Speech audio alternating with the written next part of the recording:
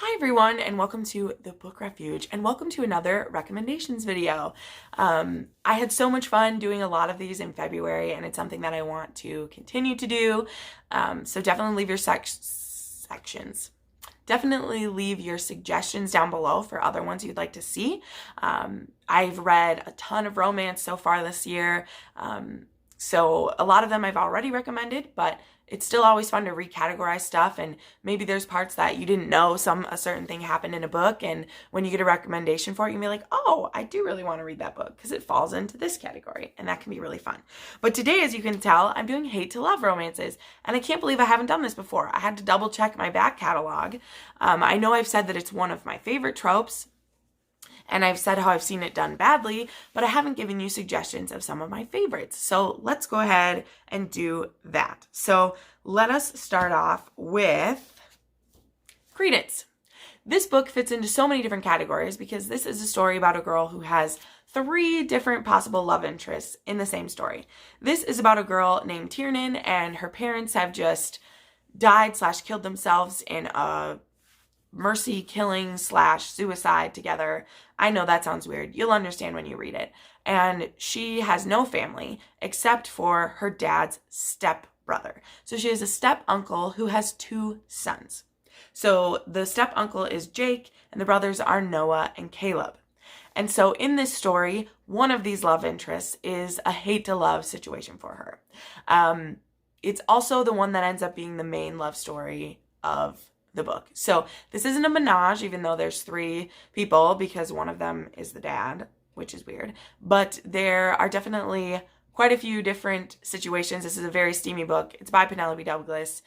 I warn you before reading it if you don't know who that is. Like if you just are, oh, this is a hate to love romance recommendations. This one is very steamy, very sexy, pretty much erotica. So know that. But the hate to love in here was all right. It was good. Next, I want to talk about one that I just read, but also this whole series is actually hate to love books. But this one was A Worthy Opponent by Katie Roberts. This is the 3rd book in the Wicked Villain series, but they each stand alone, but you can read them all. Desperate Measures, Learn My Lesson, and A Worthy Opponent are the 3. But this one these are all a Disney villain retold in a new way. All of these have BDSM elements in them. But all of them have hate to love. This one is Tink and Hook, and they are both enemies of Peter Pan in this one, and they need to band together to defeat him, basically. And starting with a forced marriage, basically. Not forced, a mutual understanding. So marriage of convenience / arranged marriage, whatever you want to call it. But Tink hates Hook because of some things that happened in their past, but she's also really attracted to him, and it is very exciting, very fun. I love these 2. This is also a pretty erotic one as well. And I have one more that's a bit sexier, and then we will move into some other areas. So we're not just talking about smutty books. I promise hate to love is one of the most popular romance tropes. It's not only in the sexy ones. So lastly, for the sexy ones, I want to talk about Floored by Melanie Harlow. So this is actually the 3rd book in, I think it's called like the French series, but I didn't know it was part of a series when I read it, and I wasn't confused. But this is about this couple that they knew each other in high school. He was a jock. He teased her a lot, and she hated him, basically. Well, he's gone through a lot of things in the last few years, and now he is a police officer. And when she gets robbed, he actually gets called to her house, and she's in kind of a compromising position, being as she's locked herself in the bathroom naked when she discovered someone had robbed her. So this restarts their relationship, and they start this kind of like friends with benefits, but also like hate each other still. And he has some secrets he's keeping that we need to get figured out before we can proceed with a relationship. Next, let's do a couple of historical romances. So first, I gotta talk about A Kingdom of Dreams by Judith McNaught. This was also in my arranged marriage recommendations video. This is about a girl named Jennifer and the Duke of Claymore, whose name is Royce. She is Scottish and he is English, and he is told that he needs to marry her. She is living at a abbey at this time, going to be a nun, because she's caused her family a lot of problems. It's ridiculous. They make her seem like an old maid. This is set in like Middle Ages though, and she's literally 17, and she's an old maid and has missed out on her chances for marriage. And so she's like, but she's the oldest daughter of this guy, and she has to marry Royce to make things work, to stop this war that's going to happen between the two families. Not even a war, but just like a conflict. And she's afraid to marry him. And they have this one really has some hate to love elements, like actually ingrained. This isn't about even prejudices so much. This is literally like they have reasons to hate each other. And this is an older historical romance, so it has some problematic elements, but the payoff of this story is so good. I cried so hard. I feel like it's realistic how they build to their relationship too. Like things don't just get resolved once they are like married and are enjoying each other physically. Like they still have a lot of issues going on, and it was intense. Another historical romance I want to do is Romancing the Duke. This is the first book in the Castle Ever After series. And this one is not a complete hate to love, but it's definitely a like, I distrust you, I don't like you, you're encroaching on my life kind of thing.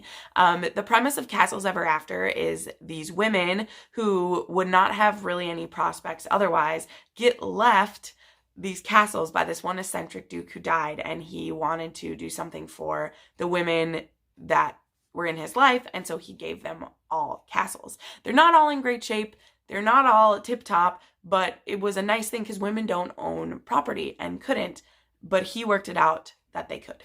However, the castle that Izzy gets given has someone living in it who had his castle sold out from under him, and he didn't know it. He's a recluse. He had been, I think he was snubbed at the altar, and he has a deformity, and it was just really good. Also, the main character is 26 and is an old maid considered, but I really liked it because I'm 26 and it was really fun. I always love reading these and seeing like, would I act like this? Probably not, but it was a really, really good one. I love Tessa Dare, and this one's the start to a series, so that's super fun. Anyway, here's some smutty cover for you. And then the last historical romance one that I have to suggest is Coldhearted Rake by Lisa Kleypas. This is also the first in a series. This is the first in the Ravenel series, which is one of my faves, y'all know. This is about Devin, who has just taken, he takes over I think it's an earldom or dukedom, not sure, of his cousin, who his cousin had died like 7 days after he got married. And so the widow, as well as this guy's 3 maiden sisters, are all left at this castle. And so the widow, she's been taking care of everything, and Devin just wants to come, sell it all off, and go back to London and live the rakeful life that he's been living. And Kathleen does not let him get away with it, and I love it so much. You get introduced to the entire family in this book. The 6th book, Chasing Cassandra, had just come out recently. I need to read that soon. It's so good. It's so much fun, and there's really some fire between the two of these. Like, they're my favorite kind of hate to love, where there's just so much passion involved in it, and they just hate each other so much. And then they're like, I don't actually hate you. It's because I love you. And I love that. It's one of my guilty pleasures. I love it so much. Next, I got to talk about a couple YA. So I have 2 YA to talk about. The first is Serpent and Dove by Shelby Mahurin. This is another one where it's a serious, like there are serious conflicts between the two of us. This is about a witch and a witch hunter, and because of circumstances that the witch finds herself in, she has to marry this witch hunter. And neither of them want to be together, but for her, she's on the run from some more evil witches, if you could say that. And so being married to a witch hunter and living in the compound actually isn't a bad thing for her, but she needs to keep it a secret, because even though she has feelings starting to grow for her new husband, the buildup of this story, so good. So good. And the last 100 pages, the whole book is great. The last 100 pages of like the like climax of this story were so good, and I cannot wait for the sequel. I loved this. Their banter was great. I loved how you're dealing with prejudices, and you're dealing with a woman who she's kind of stuck with her power. She's stuck in this life, but she also likes it, but it's also causing her a lot of danger. And there's so much. It's so good. I love it a lot. And then the last one I want to talk about that's YA is A Curse So Dark and Lonely by Bridget Kemmerer. This is Beauty and the Beast retelling, so hate to love is kind of a given. We're dealing with Prince Ren, who is trying to find a true love who will help him free his country. And every season, a new girl from our world gets brought to his magical world, and he tries to make her fall in love with him. And every time it fails, and he's running out of time before he will have to surrender to the evil sorceress who did this to him. He also has a bodyguard, a captain of the guard named Gray, who's super stoic and amazing. And the girl he brings over this time, her name is Harper, and she has cerebral palsy. And so there's some really great rep if you haven't heard about this for some reason.